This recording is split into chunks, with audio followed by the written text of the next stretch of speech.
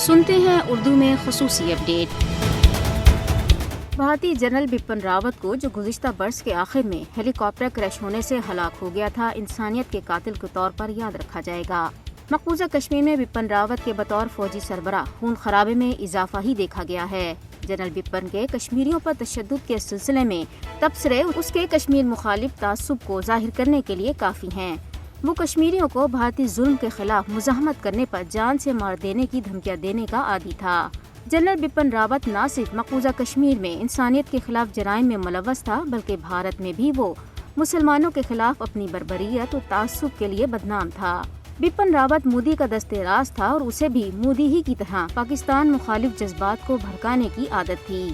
مودی نے جنرل بپن راوت کے لیے چیف آف ڈیفنس اسٹاف کا عہدہ ہی تخلیق اس لیے کیا تھا تاکہ وہ ہندوتوا منصوبوں میں اس کا مددگار بن سکے۔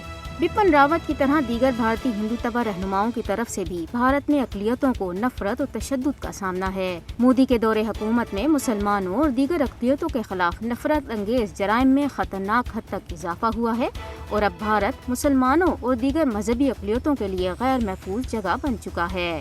دائیں بازو کے شدت پسند ہندو رہنما کھلے عام مسلمانوں کے خلاف نسل کشی کا مطالبہ کر رہے ہیں۔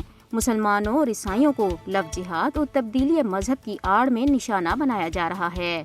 مودی حکومت بھارت میں RSS کے نظریے کو نافذ کر رہی ہے اور بھارت کو اقلیتوں سے پاک کر دینا چاہتی ہے۔ BJP کی حکومت میں اقلیتوں کے حقوق اور زندگی خطرے میں ہی رہے گی۔ نسل کشی کے عالمی ماہرین پہلے ہی خبردار کر چکے ہیں کہ بھارت مسلمانوں کی نسل کشی کی تیاری کر رہا ہے۔ بھارت میں مذہبی اقلیتوں پر بلا روک ٹوک حملے بین الاقوامی برادری کے لیے بھی ایک چیلنج ہے۔